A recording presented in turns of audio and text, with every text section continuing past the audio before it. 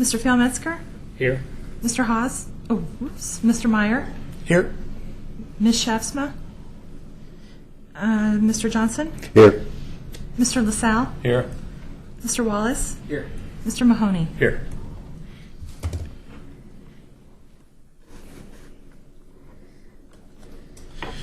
Okay. Has everyone had a chance to look at the? Okay. Well, I welcome everybody, and we've got a lot to cover tonight. It's going to be the John Lewis show if he shows up. But yeah. So there's one agenda item that we'll add relative to the jug handle project, and we can talk about that at the appropriate time. So with that, let's look at the agenda and any comments or corrections. All right, then let's move forward. No one here for public comments. No, except if you're doing agenda analysis, like I said. Well, yeah, we'll Okay. raise that up. Sure. Yes. We did a little bit of adjustment. We have Lieutenant Claire and Nancy Bush here to talk about the increasing downtown Oregon City parking opportunities, which is item 5C, and we'll move that to item 5A, if that's acceptable to everyone.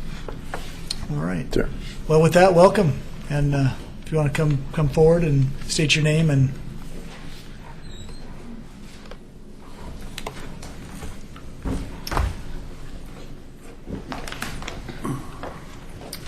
I'm Bill Clare. I'm a lieutenant with the Oregon City Police. Nancy Bush, Code Enforcement and Parking Manager. So we were asked to come to field any questions you may have regarding downtown parking. I think at the last meeting, if I'm speaking correctly, it was brought to your attention about a piece of land that is available for sale. And if we were looking into that land for additional parking for downtown. So we're here to field any questions you may have regarding that. We don't have a presentation. David Frazier simply asked me to come and say hello and let you know that we're not in the process of purchasing any land currently. That would have to be a directive to him from the City Commission in order to do so. You're just here because somebody brought it up. Is that right? Yeah, I believe it was brought up at the last one of your last meetings, and 2 meetings ago, excuse me, and asked that we come and address it because there is a piece of land down there that's for sale apparently, and simply the city isn't looking to purchase that land without a directive from the commission. So that's where it stands as of now. And Transportation Advisory Committee, or are you talking about the City Commission? City Commission. Yes. City Commission. Assumed, yeah, okay. And that piece of property that is located, is that the parcel that's next to between the Masonic building and the toy store? Yes, to the west. Yes. Yes. Okay. Yes. It's a flat parking lot right now. It's utilized as a parking lot. How many spaces in there, do you know? Don't know. Part of a Guess maybe. state, yeah. Guess maybe 40 to 50. I just best guess. Just visually trying to picture it. And so at this point, there's been no letter of intent or. Not at all. Okay. No. Are you familiar with the letter that David Frazier gave to the court administrator regarding the county's court administrator? Excuse me, the county's administrator for the $300,000 pledge to assist in a parking solution. No, Have you guys seen that letter? No. I have not. Okay. Well, I didn't know what to expect. I only have 6 copies, and I'd be more than willing to give that to you. But this is a letter that's dated July 26th that he gave to the county administrator, basically offering $300,000 to the cause of the downtown parking. Okay. I knew the funds were available. Yeah, but I didn't and know. he's got bi-monthly meetings with Steve Wheeler, who's the county administrator, for ongoing discussions with this. Okay. I'm sorry, I didn't know what to expect, and I brought 6. And just for clarity, what is your role in this Well, I'm a lieutenant with the Oregon City Police Department, and we now manage code enforcement, which includes downtown parking. So Nancy is the code enforcement parking manager, and I am her direct supervisor. So Nancy's the brains of the operation. What's the health of the downtown parking? The health of it? Yeah. It's very good right now. The bridge is open. The downtown Main Street looks fantastic. We don't currently have all of our parking spots back from ODOT. They're still using some spots for construction storage. So we haven't done a total analysis of the turnover rate, if you will, or the actual count of the spots since everything's coming to a conclusion down there. So I'm not sure what specific your question is, but it's very, very good. I think if you were to drive through there, you would see there's spots available on every block on a regular basis. Downtown parking in Oregon City is a subject that goes back since they were pulling wagons with horses through that Main Street. I mean, it's always been a subject of discussion for this city. Yeah, I think the common denominator is the bluff and the river. You know, there's not a lot of real estate down there unless you go up, and that's very, very expensive. So and there's not a lot of money in parking structures to be had. So, but again, you know, David Frazier has pledged $300,000 to the county to try to alleviate some of the problem. So, again, they're talking bi-monthly to try to come up with some solutions. But you know, with our parking study that was completed in 09, we've implemented a lot of that, and we're seeing good turnover, as in spaces turning over with a new 2-hour time limit. Seeing better turnover. Actually, I've contributed my money to the overtime parking. Yeah. I thought you looked familiar. Actually, downtown parking has never been more accessible downtown than it is today, especially with the bridge reopening. There's more available stalls. We do monitor for 85% occupancy, and as an industry standard, 85% when it meets or exceeds 85% is when that's the trigger to do something. And we're not meeting that 85% occupancy right now. And the study, now that the bridge is reopened, I think a lot of complaints were kind of panic complaints due to construction and two-way Main Street at the same time. But with the parking and the increased fines, we write fewer tickets than we ever have. I mean, we used to write 100 or so citations a day. The employees aren't parking on the street. There's more available parking.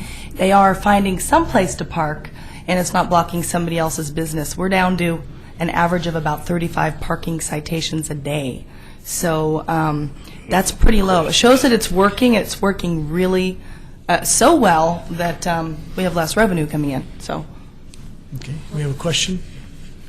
I guess I would be a little bit concerned about the 85%, maybe as a result of people not coming into downtown Oregon City for such a long period of time during the bridge construction, and combined with the poor parking reputation. And if it gets to the point where people start getting more used to going back into downtown, it would increase the problems. And is the City Commission aware of that property that might be available? Do you know whether that's been brought up to them? I believe they are, yes. Okay. And then my last question was, I was thinking that we might have some progress on the use of the trolley issue that I brought up several months ago. I thought that might be addressed tonight, but I guess it isn't. I thought it might be part of this. We could certainly answer your questions on the trolley if you have a specific question. Well, I think it was supposed to be more in the form of, I think it was Nancy coming back to us to tell us the limitations of the trolleys, their operations, because I was interested in possibly using the trolleys as a shuttle during the winter from the end of the Oregon Trail Interpretive Center for employees in downtown Oregon City as a means of further alleviating the parking problems. But maybe that's an issue that we need to pursue at a later time. Go ahead. I can tell you that I was told by John Lewis not to put it on the agenda because he wouldn't be able to make it. And so he said that there are discussions going on regarding the trolley and that he could have an update for you it'll be next year. So. Next year, yeah. Okay. Yeah, it will be. Talk about dragging your feet.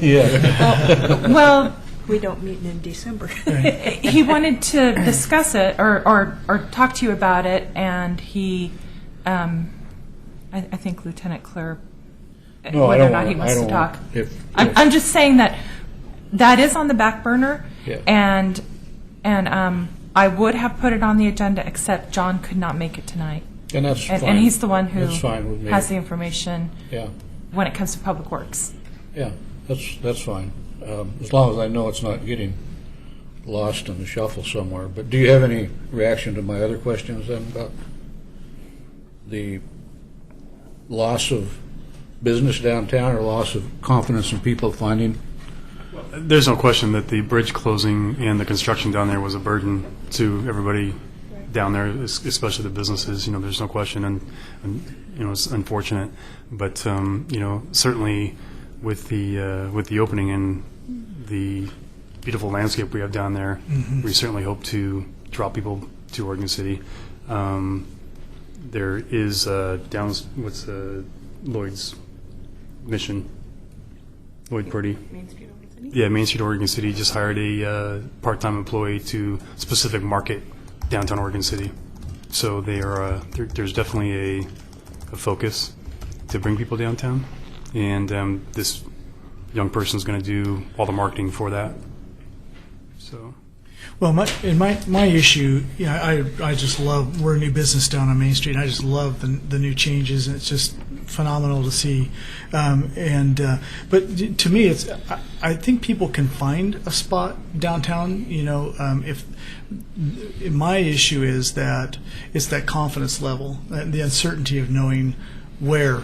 So, I know people who say, I just won't go downtown because it's not that I can't find it, I just don't know where it's going to be. And so I may have to go 2 or 3 times around, or, that kind of a thing. Yeah. And so when you have alternatives or substitutes, Fred Meyer, Oregon City Shopping Center, that uncertainty begins to play. And I just wonder about opportunity cost. I know that there are several different players that, David Frazier, you folks, Main Street Oregon City group, just a lot of different, the business owners downtown, a lot of people wanting to weigh in on the parking issue and solve it, but I don't, we have a little piece of it, and I don't really see that being solved, and particularly the aspect of opportunity cost, that if we really want to revitalize downtown, we talk about the expense. I agree, it's very expensive, but if we're going to see a real revitalization, and some people call this the new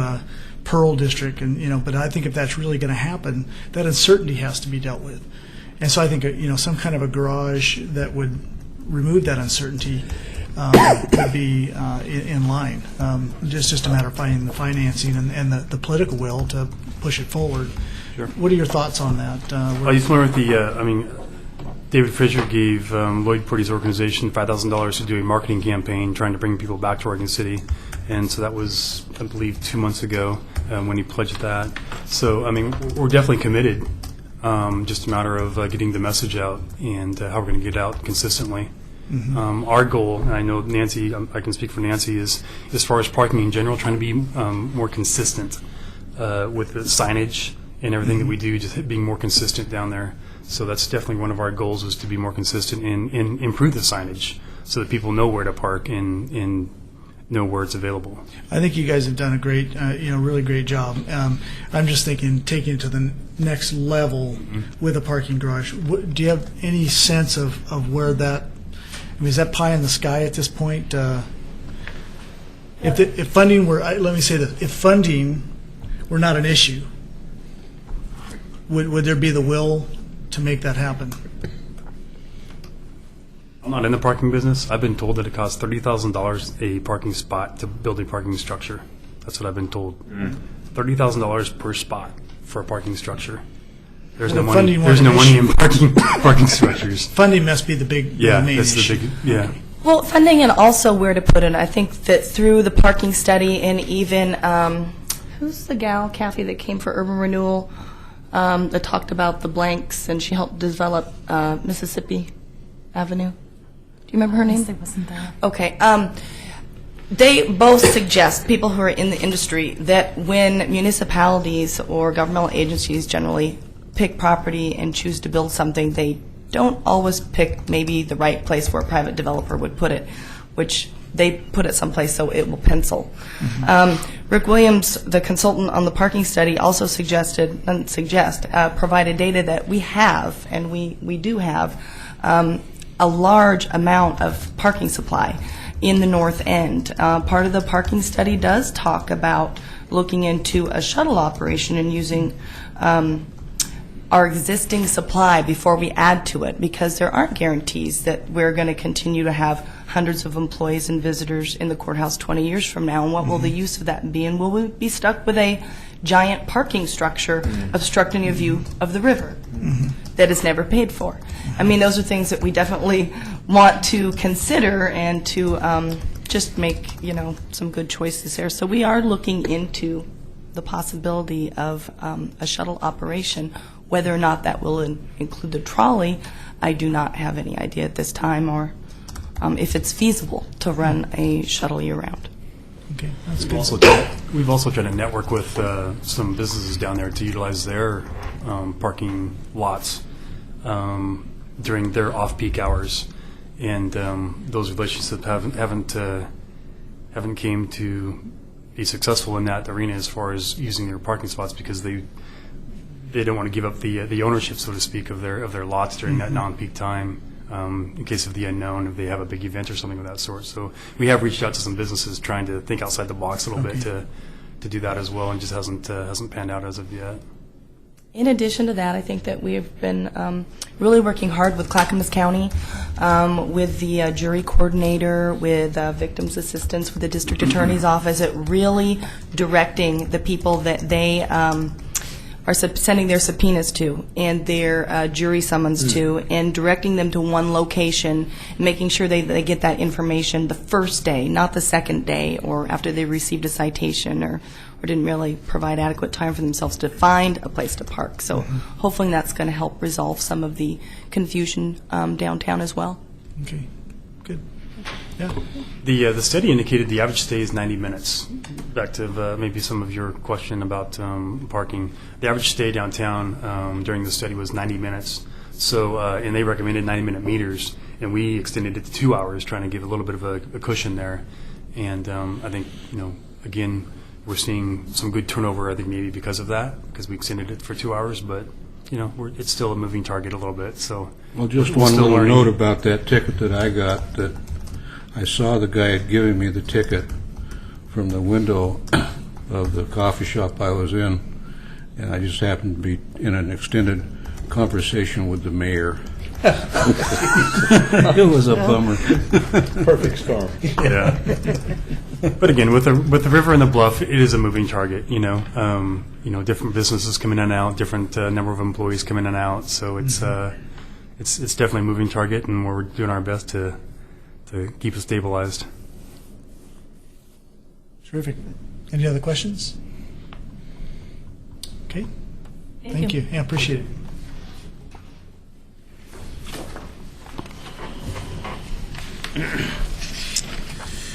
Okay. Well, I assume that John will not be giving the report on the McLaughlin Boulevard Enhancement Project, so who do we have here? Maybe. Hi, I'm Adam Crafts. I'm the interim city engineer, and got a few of the items to talk about. I can provide an update on the McLaughlin Boulevard Enhancement Phase 2 project, which it's currently in the design phase. I guess a brief, if you aren't familiar with the project, it's, I guess, a similar improvement project to the first phase that the city went through with boulevard improvements, sidewalks, medians, bike lanes, lighting. And it runs between Clackamas River Bridge and Dunes Drive, and also has improvements to the connections at along the extended Main Street. And so it's in design. The plan is to bid it in the fall of 2013 and construct it over the following year. So I think there's a couple of members on the committee tonight that are on the working group, and so if you have any updates you'd like to provide to the rest of the group, it would be time. Well, we just had our first meeting, and basically it was just familiarizing with everything that's going to be going on and the timeline and everything. And so our next meeting is going to be December. I think after that they're going to be every couple of months, but first two meetings are November and December. So yeah, they're going to get the PSU students involved, try to get some more ideas. It's a public comment phase right now. Well, I don't know. I don't think there's a public comment phase, but we're getting the students involved to try to get some ideas going of what, kind of work it in with their schooling, and so that's going to be interesting to see what they come up with. But so we haven't really done a whole lot. Just went over the basics, like pretty much what Adam was talking about. So. I can't recall. I know that they had talked about a roundabout there. Is that still in the works, or is that?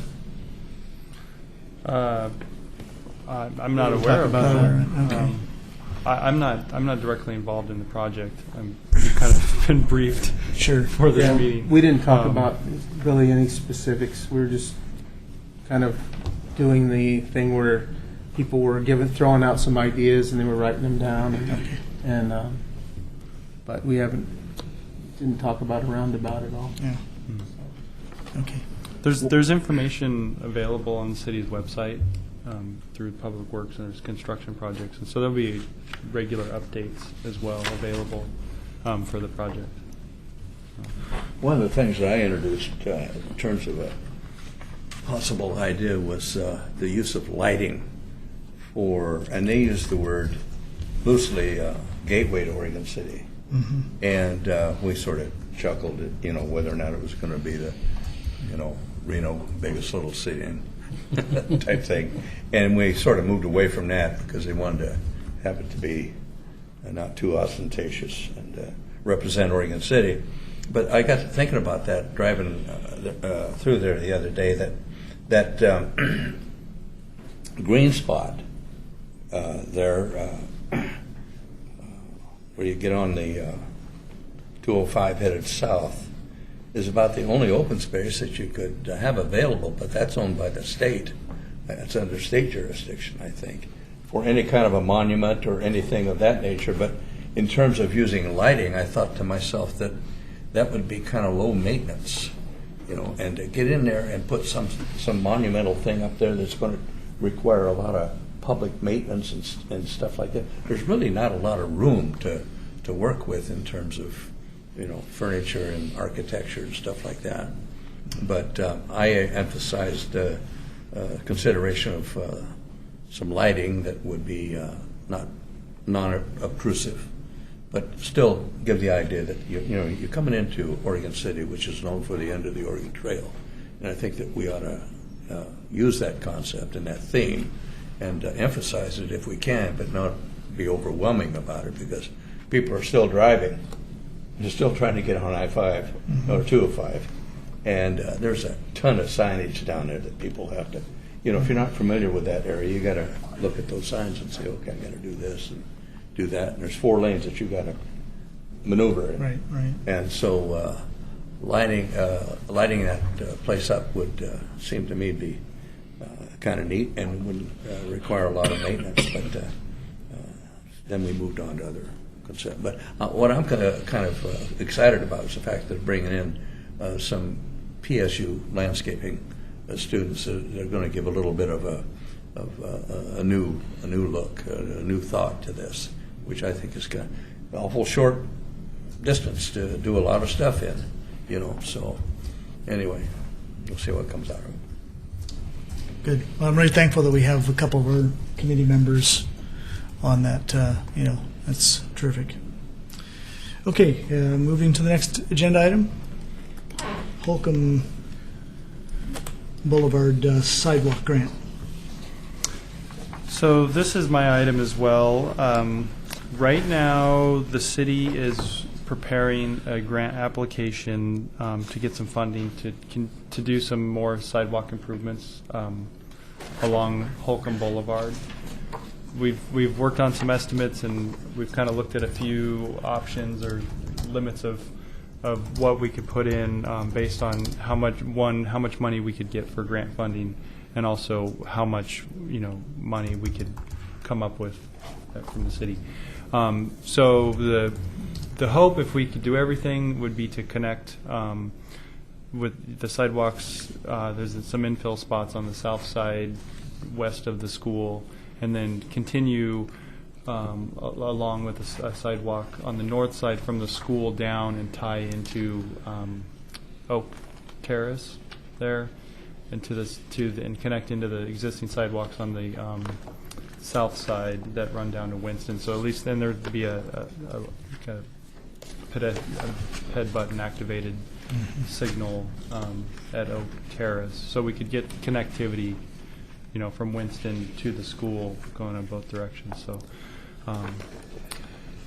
if we could get, that would be kind of the minimum that we could be able to do if we could get the money. If we could come up with some more money, we could get some sidewalks further along the south side.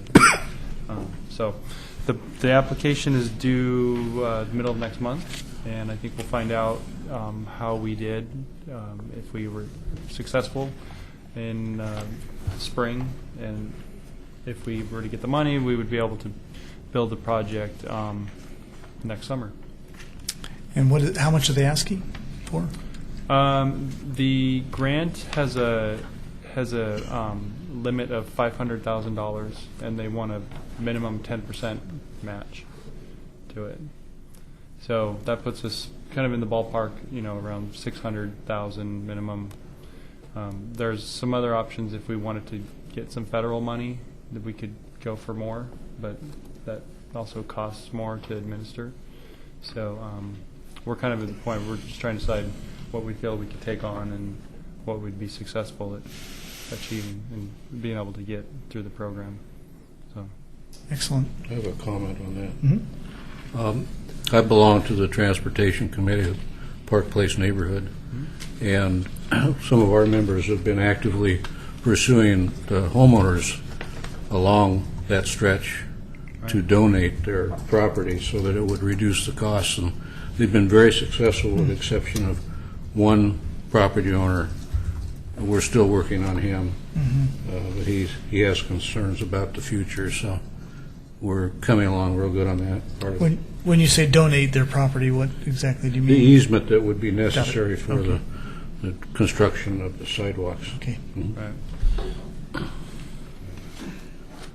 Yeah, Park Place has been really active and helpful with they've assisted with the preparation of the application, and John Anderson's out here. Jonathan was We're real. working together on that. Yeah, knows what he's doing with those grant applications. John and David. Yeah. Yeah. Okay, any other comments, questions? No?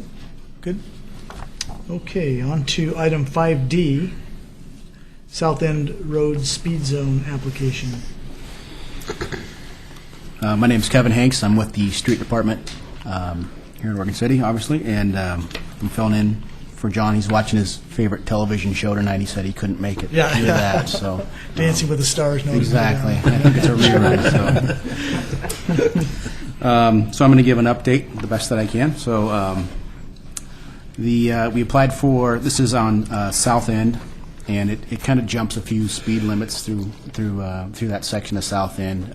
It goes from start 25 to 35 to 40, and it just kind of jogs around. So we're trying to get some consistency. So back in June, we applied for a speed zone request to get the consistency at 35 rather than lowering it from 40 to 35 essentially, so to be more even through there.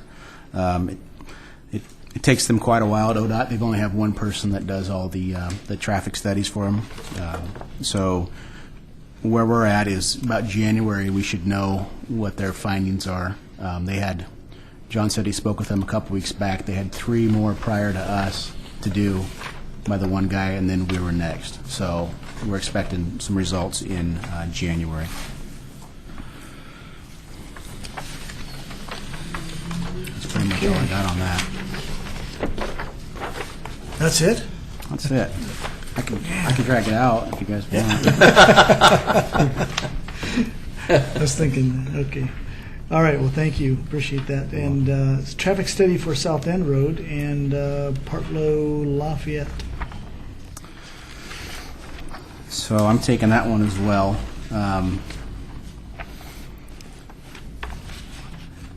So we kind of, what's going on here is it's the traffic study for pedestrian. I don't know who brought this to the city, but talking about crosswalks and just the whole alignment of Lafayette and that intersection there on South End. So the study was done, and I think this is pretty much just for the pedestrian parts. What I'm seeing in here, where they have on the back page here on page 3 of their report, talks about short-term solution, mid-term solution, and long-term solution.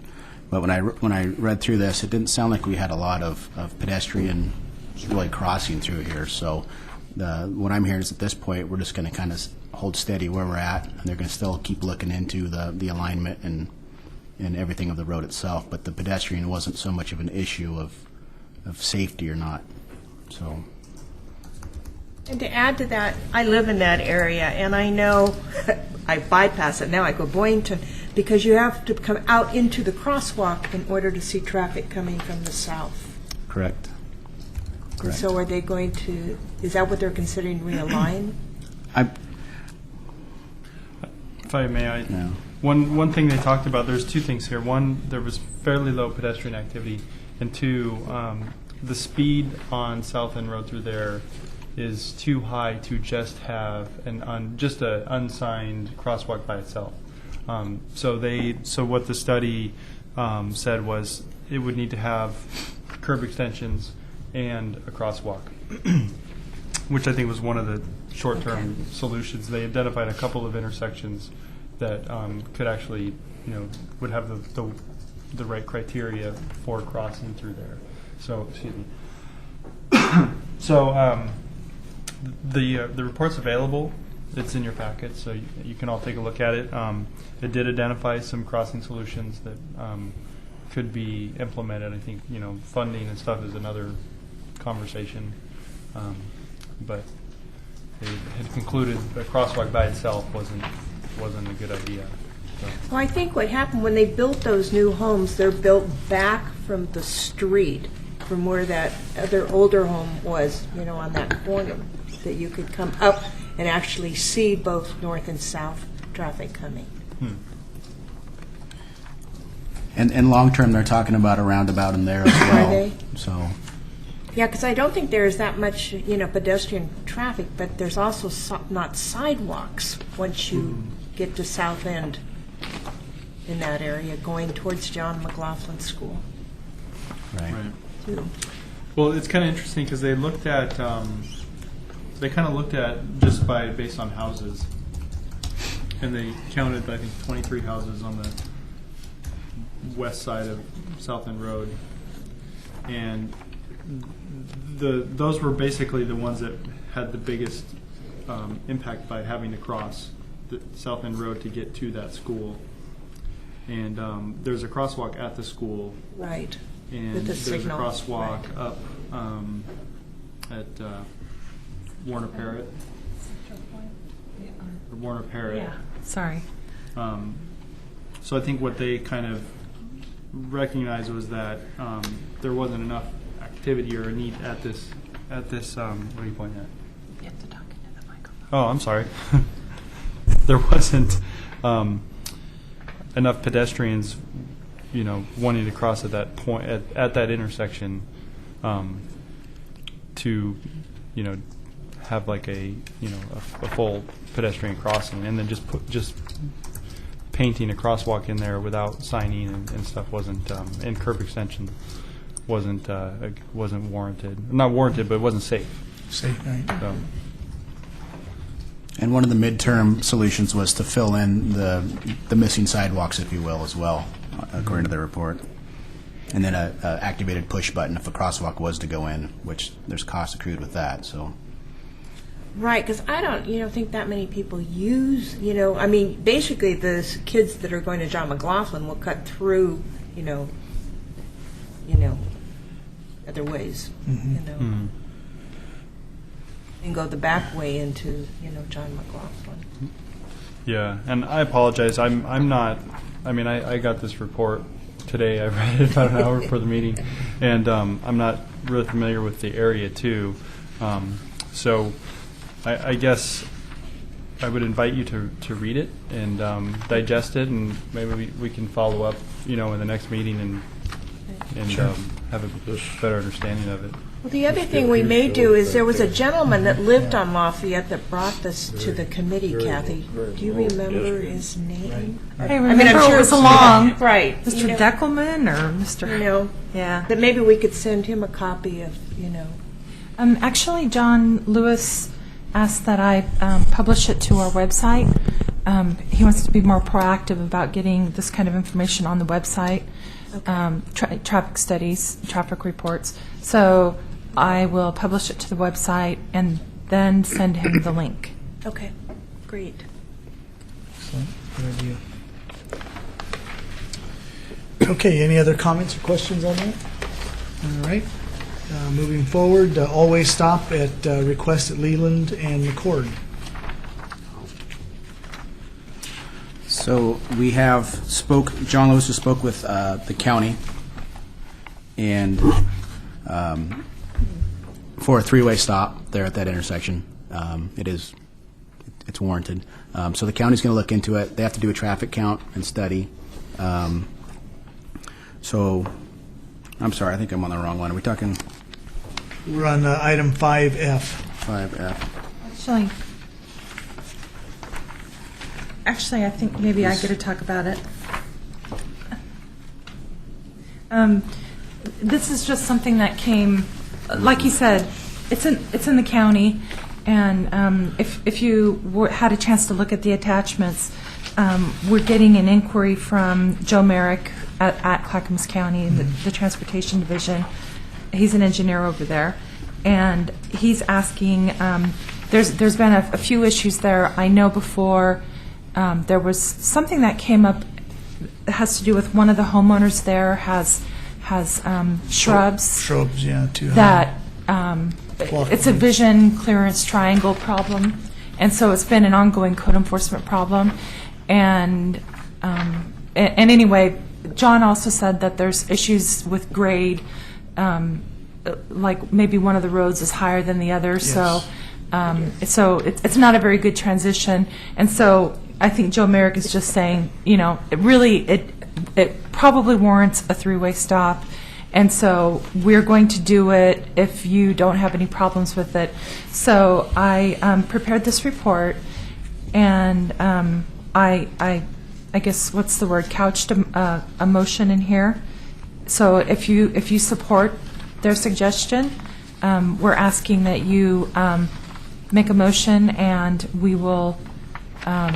Let him know whether you support it or not, and he can add it to his repertoire to whether or not they will put the three-way intersection in. So this motion would be that, to the effect that we support the recommendation to put a three-way stop at that intersection. Okay. That's what we're suggesting. Yep. If you agree with it. I certainly do. Nope. I went through that area today. And I would fully support a three-way stop there. Okay. Yeah. So do we have a motion? I move that we support the idea of a three-way stop on Leland and McCord. And do we have a second? I'll second. Discussion? Steve, did you have something on the? No. Okay. All right. Then all in favor? Aye. Opposed? Aye. And abstentions? Motion carries. Okay.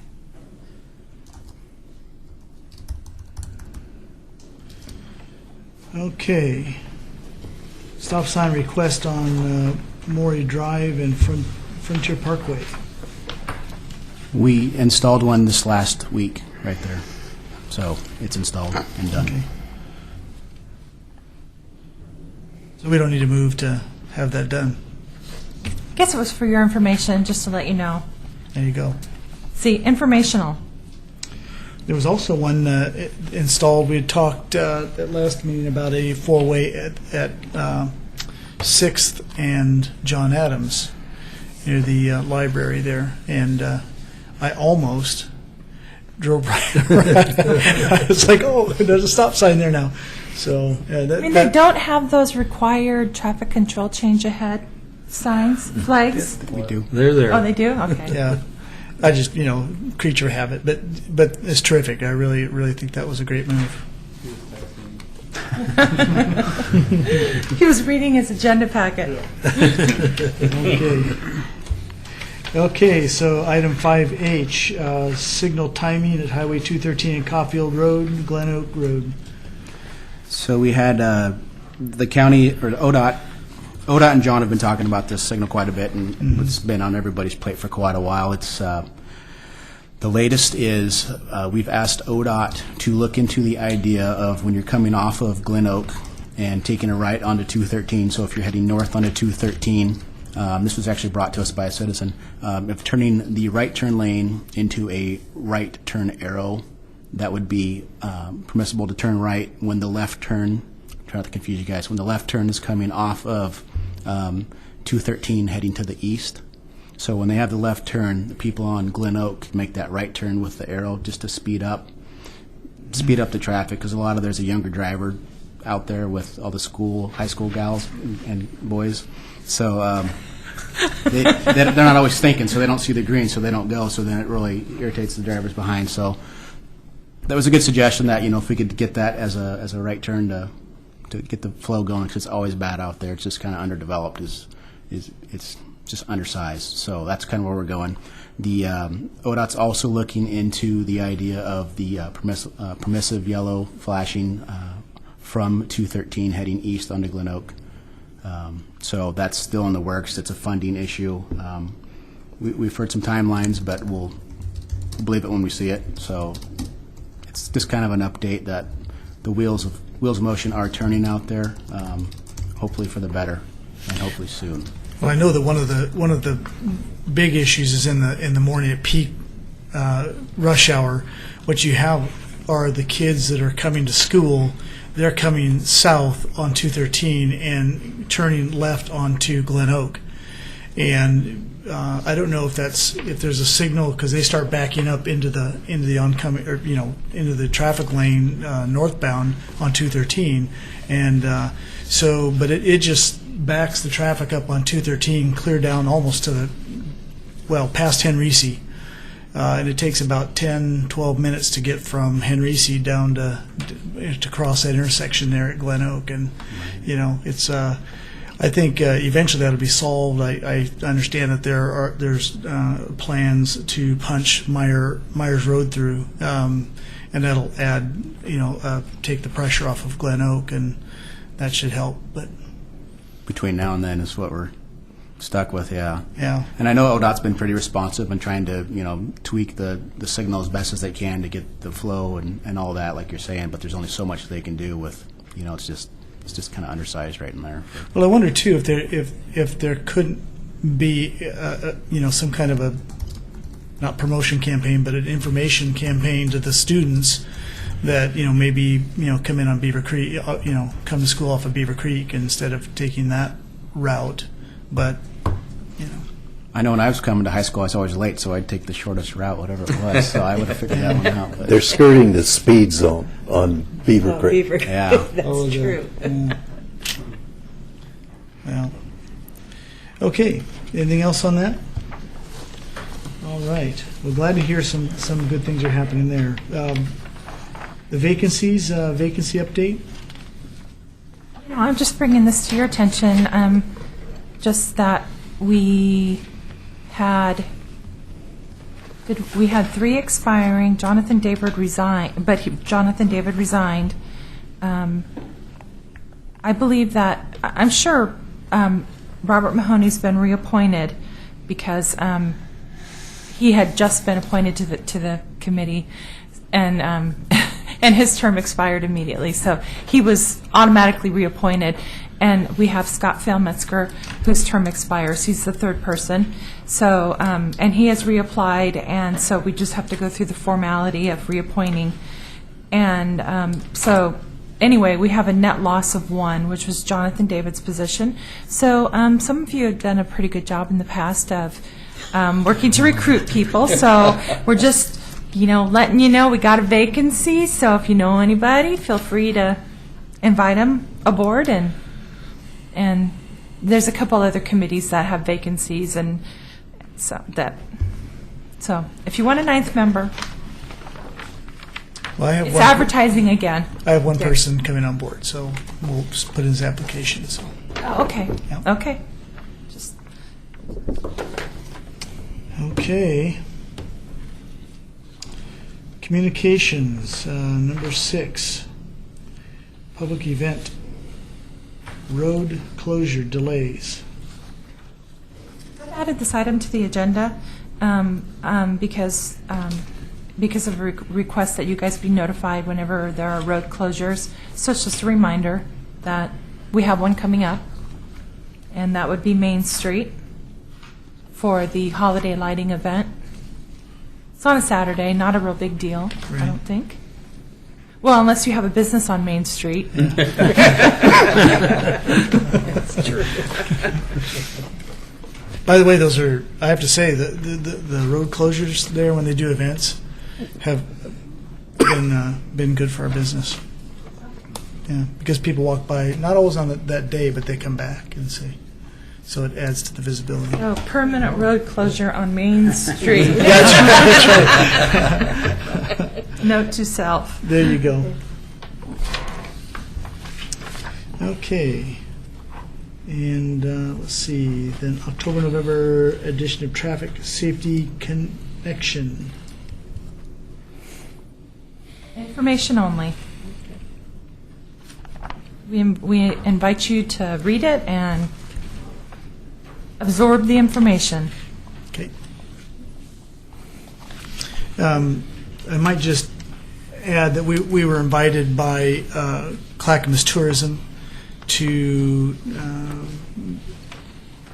a meeting in Estacada, and there was a new section of highway out from Estacada to Detroit that's now a scenic bikeway, and so they were quite interested in what all that's going on in Oregon City. We have several things that are happening that we're kind of beginning to wade into. One is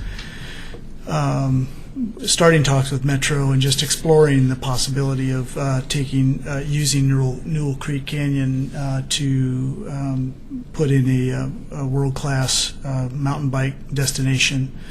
Working with International Mountain Biking Association, they are very good with environmentally sensitive areas, and I know that's an environmentally sensitive area. So, but there's been quite a lot of positive input on that. As the cyclists from around the county come to our shop and hear that, wow, really, that would be phenomenal. Now a lot of them go out to Sandy Ridge.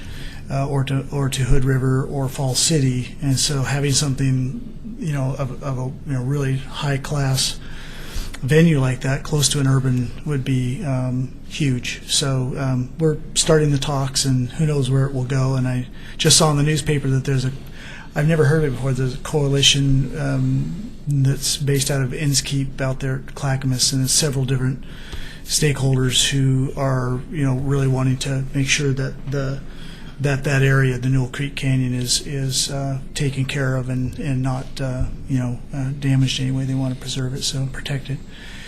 So we'll be in contact with them. But anyway, just kind of something to think about, and Okay. I got something to say along those lines. Sure. I think those kinds of activities are the type of thing that really are going to attract and bring business into this community. I really do. Mm-hmm. If you've ever been at the end of a bicycle, what we call it, the hood, Beaverton to the coast and what have you, at the end of those things, I mean, they've got tents and commerce and most of all people.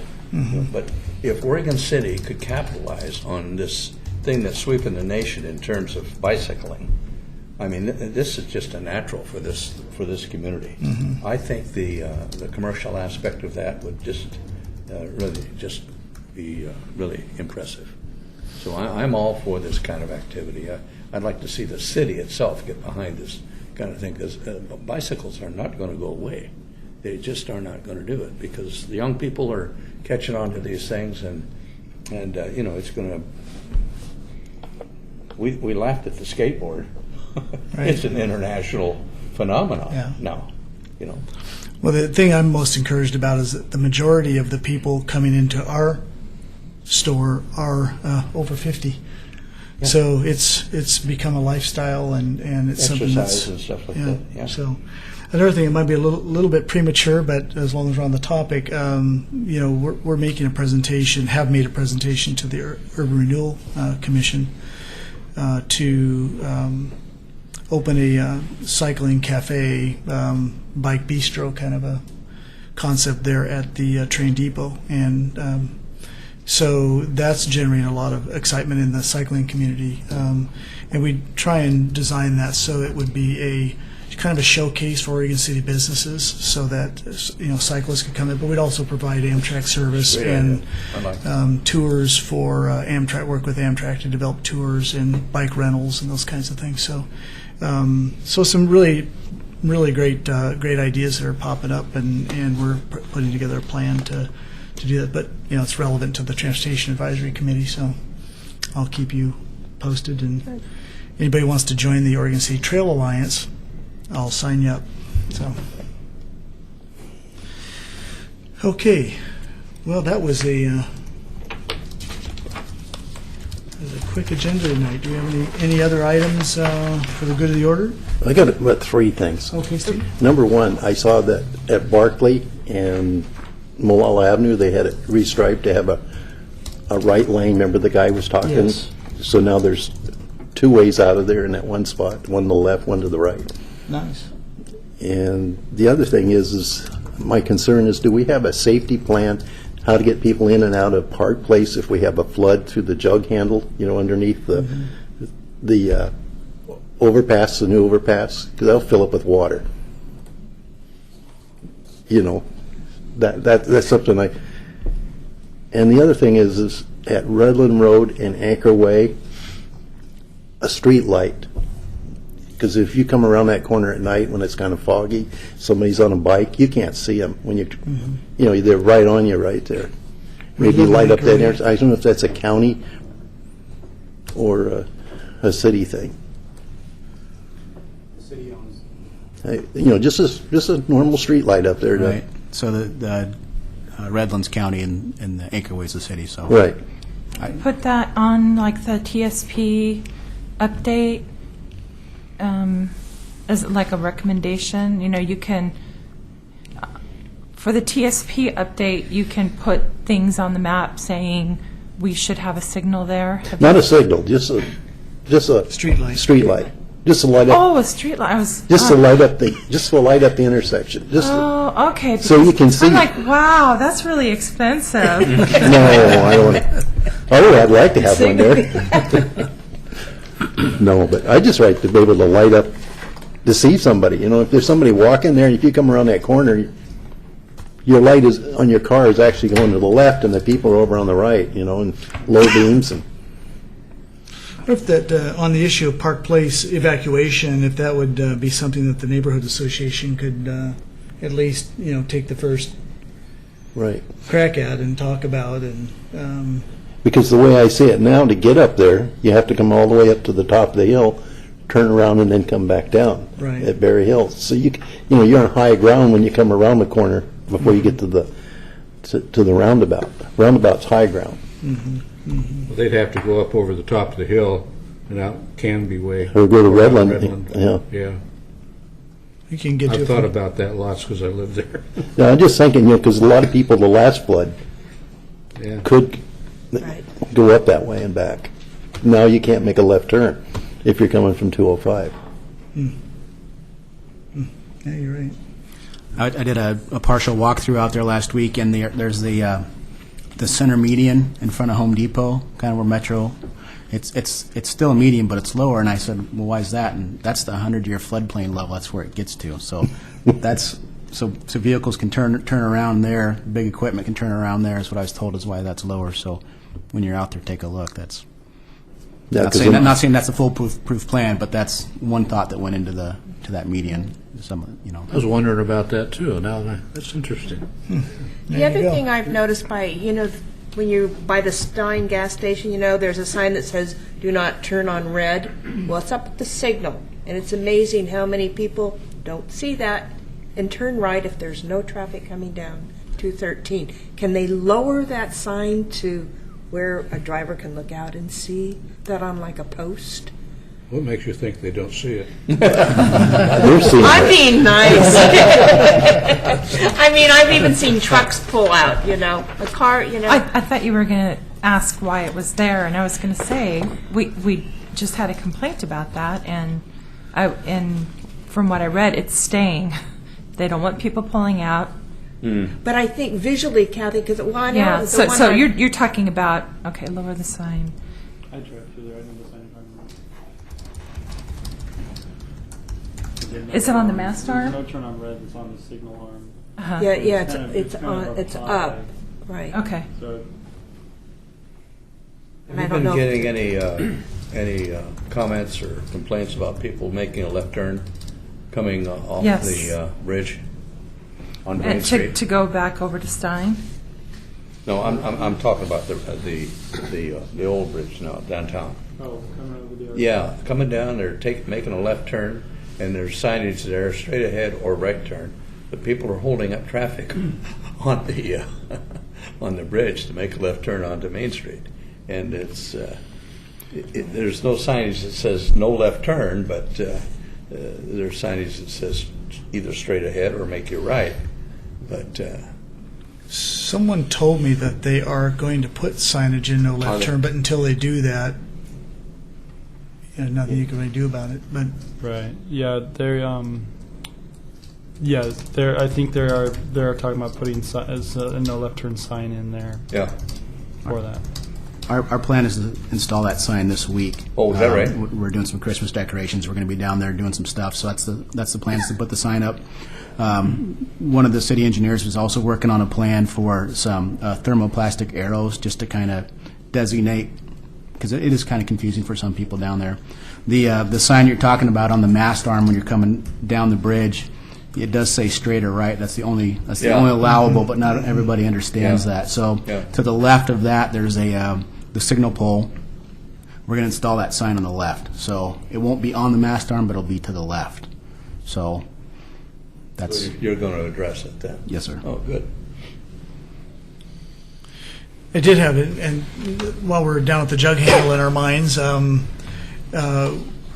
we have I don't know if you know Don Slack, a lot of you know him, but he brought to the Oregon City Business Alliance, he brought an issue that he wanted us to weigh in on, and so we wrote a letter that was sent to the City Commission, and I said that I would also bring it up it's relevant to our committee. But basically, the the issue is that now that all of the barriers are down 213, people coming off of Highway 205 or I-205, they don't know how to get to Stein Oil, to the 76 gas station, all of that whole area. They just don't. So they come off and think, well, I can see it, but I can't turn left. So now, so then they end up having to go up to Redland, and turn around and do all kinds of monkeying around. They don't know how to get around and back under. And so, under normal circumstances, and evidently it's hurting their business. I don't know that. It's anecdotal, but under normal circumstances, it would be the business itself that would provide that signage. But because this was an issue that, a design issue by the powers that be, that some are sensing that this should be something that we or ODOT or whoever provides signage to show people how to get around and under into those businesses. So wanted to see if there's any thoughts, and if possible, even make a motion to recommend that we support that effort to provide signage.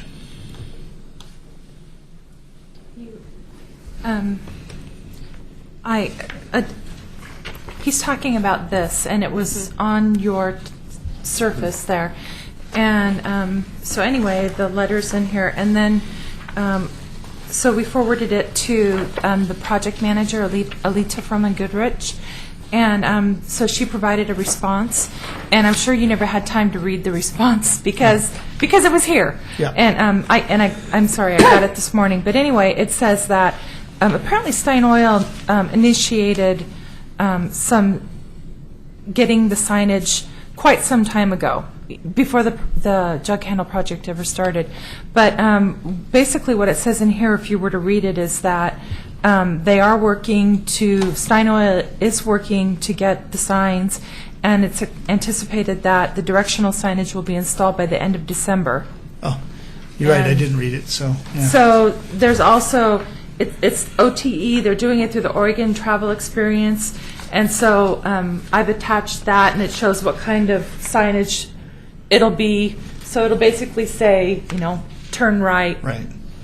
And so it is in the works. Solved. That was easy. Well, haven't you noticed this? Ask, and we shall tell you it's been done. I love it. This is I've heard Oregon City's efficient, but this is really stands out. So, okay. Any other comments or concerns or? I have one report. One. Okay. About the South End concept plan. Oh, good. Thank you. I don't know if you all know it, but I represent the TAC on the South End concept plan. We've had one meeting and one bus tour of the area. It was pretty interesting, and it's a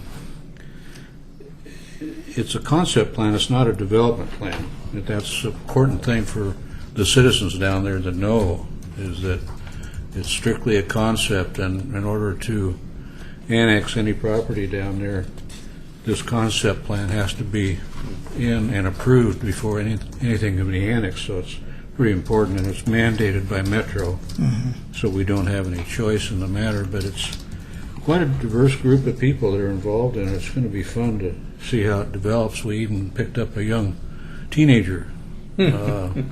Nice. That, they wanted youth involved when they got youth involved, but he seems like a pretty straightforward young fellow. He's about 14 years old and goes to one of the private academies down there in that area somewhere. And we've got a couple of young ladies on it that have lived down there all their lives, and we've got homeowners and businesses and churches, and there's about 19 or 20 people on that committee right now. And our next meeting is next week. Nice. So if anything comes of that in regards to transportation, why, I'll keep you informed. Appreciate that. Thank you. All right. I make a motion we adjourn for Thanksgiving. There you go. Don't think we need a second or approval on that. Just don't get in the way of the door. Yeah. Thank you all for your service, and appreciate all that you do, and you folks. Yeah, appreciate it. Happy Thanksgiving. See you January 15th. Yes, we're adjourned. 15. I sent the schedule out by email today. See a big family crowd coming over.